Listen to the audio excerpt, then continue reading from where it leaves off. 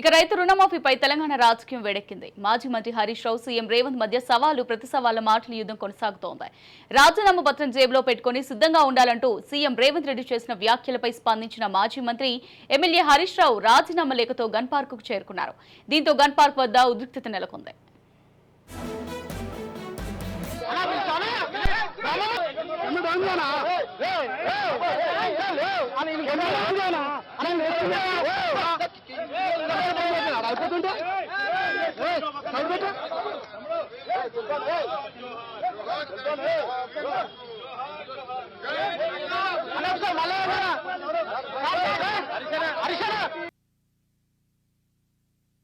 మరోవైపు హరీష్ రావు వైఖరిని కాంగ్రెస్ తప్పుబడుతోంది. గతంలో కాంగ్రెస్ సవాల్కు ఎందుకు స్పందించలేదని ప్రశ్నిస్తోంది. బీఆర్ఎస్ డ్రామాలు ఆపాలంటూ కాంగ్రెస్ నేతలు హెచ్చరిస్తున్నారు.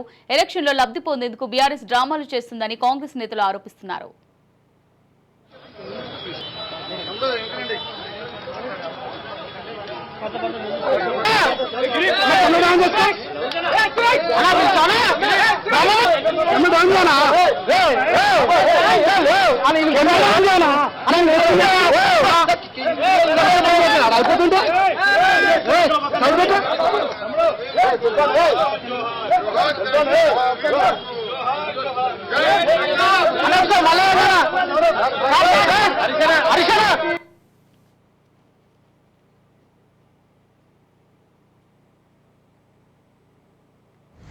రాష్ట్ర ముఖ్యమంత్రి రేవంత్ రెడ్డి గారు దేవుళ్ల మీద ప్రమాణం చేస్తూ ఆయన మరొకసారి రాష్ట్ర ప్రజల్ని, రైతాంగాన్ని మోసం చేయాలనే ప్రయత్నం చేస్తూ ఉన్నారు.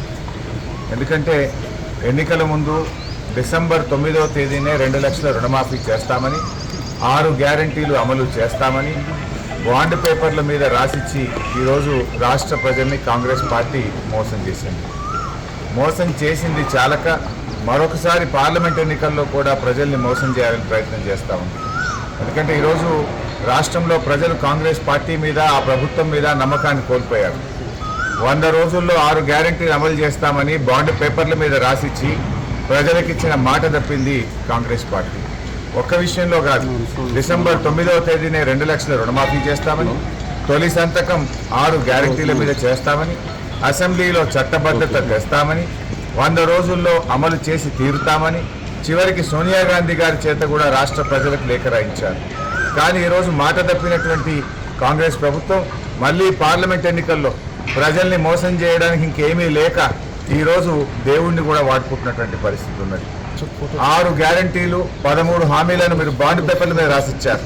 వాటన్నింటినీ ఆగస్టు 15వ తేదీలోగా మీరు అమలు చేసినట్టయితే నేను నా శాసన సభ్యత్వానికి రాజీనామా చేసి తిరిగి ఉప ఎన్నికల్లో పోటీ కూడా చేయను అని చెప్పి ముఖ్యమంత్రి గారికి సవాల్ వేశారు.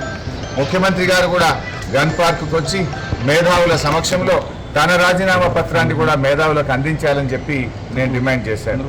ఆయనే ముందు నన్ను అడిగాడు, హరీష్ నీ రాజీనామా పత్రం జేబులో పెట్టుకోమని. నేను నా రాజీనామా పత్రం తీసుకొని ఈరోజు గన్ పార్క్ దగ్గరికి బయలుదేరుతా ఉన్నాను. మీరు రండి, మీ రాజీనామా పత్రం పెట్టండి, నా రాజీనామా పత్రం మేధావుల చేతిలో పెడదాం. ఒకవేళ మీరు అమలు చేసినట్టయితే నా రాజీనామా పత్రాన్ని స్పీకర్ గారికి పంపిస్తాను. మీరు అమలు చేయలేకపోతే మీ రాజీనామా పత్రాన్ని గవర్నర్ గారికి పంపించండి. అప్పుడు ప్రజలకు నమ్మకం కలుగుతుంది. లేదంటే నువ్వు మళ్ళొక్కసారి రాష్ట్ర ప్రజల్ని రైట్. ఇదే అంశానికి సంబంధించి మరింత సమాచారం మా తెలంగాణ బ్యూరో చీఫ్ మహేందర్ రెడ్డి అందిస్తారు. మహేందర్ రెడ్డి. అమూల్య, తెలంగాణ రాష్ట్రంలో సవాళ్ల ప్రతిసవాళ్ల రాజకీయం నడుస్తుంది.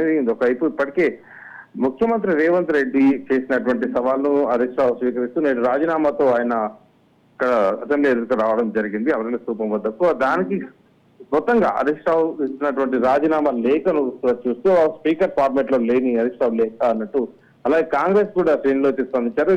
ఏకంగా ముఖ్యమంత్రి రేవంత్ రెడ్డి దీనిపైన స్పందించారు. హరీష్ రావు రాజీనామా చేయకపోతే మాకెందుకు అధికారం అంటూ మొత్తంగా రేవంత్ రెడ్డి ఆయన రాజీనామా అంశాన్ని మొత్తంగా ఎలక్షన్ స్టంట్ గా దాన్ని భావించి దాన్ని ఖండించారు. మీరు చేసినా చేయకపోయినా ఖచ్చితంగా ఇచ్చిన హామీని నిలబెట్టుకుంటాం. ఆగస్టు 15వ తేదీ వరకు 1 లక్ష రుణమాఫీ ఏదైతే మాట ఇచ్చామో దాన్ని నిలబెట్టుకుంటామంటూ ఈరోజు ముఖ్యమంత్రి రేవంత్ రెడ్డి చెప్పారు. ఇక హరీష్ రావు సవాళ్ళను అయితే స్వీకరిస్తామని చెప్పారు. 2 లక్షల రుణమాఫీ చేసి తీరుతామంటూ రేవంత్ రెడ్డి చెప్పడం జరిగింది. సో ఇప్పటికే రాజకీయంగా మొత్తంగా ఈ రసవత్తరంగా సాగిందని చెప్పొచ్చు. ఈ మొత్తంగా కూడా సవాళ్ళ రాజకీయం అనేది. సో ఏదేమైనా సరే ఇచ్చిన మాట కట్టుబడి రైతులకు రుణమాఫీ చేసి తీరుతాం. రైతు రుణమాఫీతో పాటు 6 గ్యారెంటీల పైన కూడా పూర్తిగా మాకు అవగాహన ఉంది, మేము ఇస్తాము, ఇచ్చిన ఏ రకంగా ఇస్తాము, ఎప్పుడు ఇస్తున్నాం అనే దానిపైన కూడా స్పష్టతతోనే మేము ముందుకెళ్తున్నాం. ప్రజలు మాకు విశ్వసించారు, మాకు అధికారాన్ని కట్టబెట్టారు, ఖచ్చితంగా అన్ని కూడా చేసి తీరుతాం. సో హరీష్ రావు సిద్ధంగా ఉండాలి. ఆగస్టు 15వ తేదీన జరిగేటువంటి ఒక రాజకీయ క్రీడ ఏదైతే జరుగుతుందో మరి మేమైతే ఖచ్చితంగా రైతు రుణమాఫీకి అయితే మాట ఇచ్చామో దాన్ని అయితే కట్టుబడి ఉండాల్సిందే, ఖచ్చితంగా చేసి తీరుతామన్నట్టుగా కూడా ముఖ్యమంత్రి రేవంత్ రెడ్డి చెప్పారు. చూడాలి మరి ఆగస్టు 15 నాడు ఏంటి జరగబోతుంది.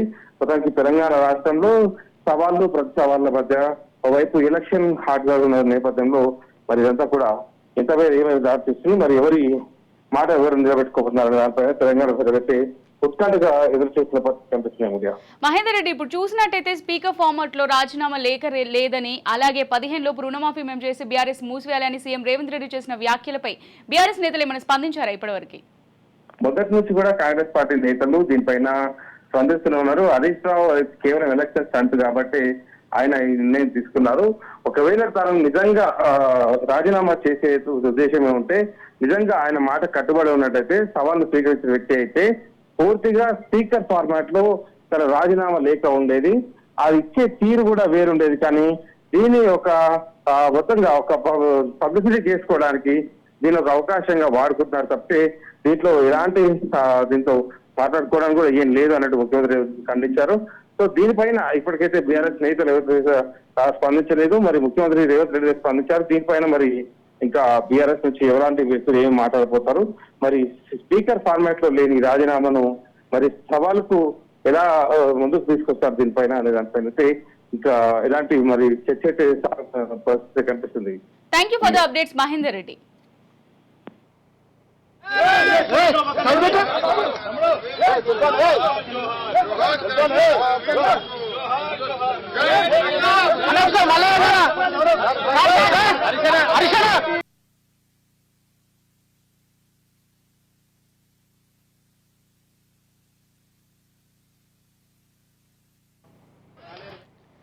రైట్, ఇక ఇదే అంశానికి సంబంధించి మరింత సమాచారం మా ప్రతినిధి విక్రాంత్ అందిస్తారు. విక్రాంత్, చెప్పండి. హరీష్ రావు గన్ పార్క్ దగ్గరికి అయితే చేరుకున్నట్టుగా తెలుస్తుంది. మరి దానికి సంబంధించి సీఎం రేవంత్ రెడ్డి కూడా స్పందించారు. రాజీనామా పత్రం స్పీకర్ ఫార్మాట్ లో లేదని, అలాగే 15వ తారీఖులోపు రుణమాఫీ చేసే బీఆర్ఎస్ మూసివేయాలని కూడా సీఎం రేవంత్ రెడ్డి చెప్పడం జరిగింది. మరి దీనికి సంబంధించి బీఆర్ఎస్ నేతలు ఏమైనా స్పందించారా? డీటెయిల్స్ ఏంటి? మొత్తానికి ఇటు ముఖ్యమంత్రి రేవంత్ రెడ్డి కూడా 6 హామీలకు సంబంధించి కూడా ఎన్నికలకు ముందు ఇచ్చినటువంటి హామీలు ఒక్కొక్కటిగా నెరవేరుస్తా ఉన్నారు. ఎన్నికల నోటిఫికేషన్ విడుదలైన నేపథ్యంలో ఎన్నికల కోడ్ నందునే మిగతా హామీలు కూడా నెరవేర్చలేకపోతామని, అందులో భాగంగానే రైతు రుణమాఫీకి సంబంధించి కూడా ఏకకాలంలో 2 లక్షల రుణమాఫీ చేస్తామని కూడా ఎన్నికల ముందు కాంగ్రెస్ పార్టీ హామీ ఇచ్చింది. ఆ హామీ మేరకు కూడా ఇప్పటికే అనేక బహిరంగ సభల్లో కూడా ముఖ్యమంత్రి రేవంత్ రెడ్డి కూడా వచ్చే ఆగస్టు 15 లోపు రుణమాఫీకి సంబంధించి ఏకకాలంలో 2 లక్షల రుణమాఫీ పూర్తి చేస్తామని స్పందించాడు. ఈ నేపథ్యంలోనే హరీష్ రావు కూడా 2 లక్షల రుణమాఫీ ఏకకాలంలో ఆగస్టు 15 లోపు చేయలేరని మాత్రం ప్రతిస్పందించాడు. దీనికి రేవంత్ రెడ్డి కూడా మాట్లాడుతూ కూడా ఖచ్చితంగా ఆగస్టు 15 లోపు తాము ఏకకాలంలో రైతు రుణమాఫీ చేస్తామని, ఒకవేళ రైతు రుణమాఫీ చేస్తే బీఆర్ఎస్ పార్టీని మూసివేసి కాంగ్రెస్ లో కలుపుతారా, బీఆర్ఎస్ పార్టీని మూతబడేసుకుంటారా అనేసి వ్యాఖ్యలు చేశారు. ఈ నేపథ్యంలోనే హరీష్ రావు మాత్రం దానికి రేవంత్ రెడ్డి స్పందించిన దానికి కాకుండా తన వ్యక్తిగతంగా తాను తన ఎమ్మెల్యే పదవికి రాజీనామా చేస్తా అనేసి రాజీనామా లేఖను తీసుకుని గన్ పార్క్ వద్దకు వచ్చిన పరిస్థితి కనిపిస్తా ఉంది. కానీ వాస్తవానికి రాజీనామా లేఖ అనేది ఎప్పుడైనా సరే పార్లమెంట్ అయినా శాసనసభకు సంబంధించిన అయినా సరే ఏకవాక్య తీర్మానం ఉంటుంది. తాను రాజీనామా చేస్తున్నానని చాలా స్పష్టంగా ఏకవాక్య తీర్మానం చేయాల్సి ఉంటుంది. ఎట్లాంటి కండిషన్ కానీ రూల్స్ కానీ అందులో పొందుపరచకుండా ఓన్లీ సింగిల్ లైన్ లో మాత్రమే స్పీకర్ ఫార్మాట్ లో రాజీనామా చేయాల్సి ఉంటుంది. కానీ దానికి పూర్తి భిన్నంగా అనేక కండిషన్లతో కూడినటువంటి ఒక రాజీనామా పత్రాన్ని తీసుకొచ్చి హరీష్ రావు తీసుకురావడాన్ని మాత్రం కాంగ్రెస్ పార్టీ తప్పు పడతా ఉంది. ఇది ఖచ్చితంగా స్పీకర్ ఫార్మాట్ లో లేదు, కేవలం రాజకీయ ఉద్దేశంతోనే ఆ రాజీనామా పత్రాన్ని తీసుకొచ్చి గన్ పార్క్ వద్దకు, అది ఎన్నికల కోడ్ అమల్లో ఉంది. వాస్తవానికి 144 సెక్షన్ ఉంటుంది. ఏ నలుగురు కూడా ఒక చోట గుంపుగా ఉండడానికి వీల్లేదు. ఒకవేళ ఉన్నట్లయితే ముందుగా పోలీసులతో కూడా సమాచారం ఇచ్చి పర్మిషన్ తీసుకోవాల్సి ఉంటుంది. కానీ దానికి పూర్తి భిన్నంగా ఈ రోజు హరీష్ రావు చేశాడనేది మాత్రం కాంగ్రెస్ నేతలు మాత్రం ఆరోపిస్తున్నారు. నేను రాజీనామా లేఖ తీసుకుని వచ్చాను, నీ రాజీనామా లేఖ కూడా తీసుకొని రా అనేసి ముఖ్యమంత్రి రేవంత్ రెడ్డిని కూడా హరీష్ రావు సవాల్ చేశాడు. ఈ సవాల్ని మాత్రం ఇటు రేవంత్ రెడ్డి మాత్రం తిప్పికొట్టారు. ఖచ్చితంగా రాజీనామా లేక స్పీకర్ ఫార్మాట్ లో ఉండాల్సిందే. అదే విధంగా తాను చేసిన సవాల్ మాత్రం బీఆర్ఎస్ పార్టీని మూసేయాలి, దానికి సిద్ధమా అనేసి మాత్రం సవాల్ చేశాడు. కానీ హరీష్ రావు మాత్రం కేవలం తన ఒక్క స్థానానికి సంబంధించి, తన ఎమ్మెల్యే స్థానానికి సంబంధించి తన మాత్రమే అటు రాజీనామా లేఖను తీసుకొని వచ్చాడు. ఆ రాజీనామా లేఖ కూడా పూర్తి అస్తవ్యస్తంగా ఉంది. ఎందుకంటే ఇంతకుముందు చెప్పుకున్నట్టు ఎలాంటి కండిషన్ లేకుండా బేషరతుగా కూడా సింగిల్ లైన్ లో స్పీకర్ ఫార్మాట్ లో రాజీనామా ఉంటుంది. కానీ అది వాస్తవానికి అది తప్పు ఫార్మాట్ లో తీసుకొచ్చిన నేపథ్యంలో కూడా కాంగ్రెస్ నేతలు తీవ్రంగా హరీష్ రావుని మాత్రం తప్పుపడతా ఉన్నారు. కానీ బీఆర్ఎస్ నేతలు మాత్రం ఖచ్చితంగా మేము సవాళ్ళు విసిరిన దాని ప్రకారం మేము గన్ పార్క్ వరకు వచ్చాము, కానీ కాంగ్రెస్ నేతలు రాలేకపోయారని మాత్రం ఎగ్జాక్ట్ చేస్తున్నారు. ఏమైనప్పటికీ కాంగ్రెస్ నేతలు మాత్రం హరీష్ రావు చర్యలు మాత్రం పూర్తిగా ఖండిస్తా ఉన్నారు. Thank you for the updates Vikrant.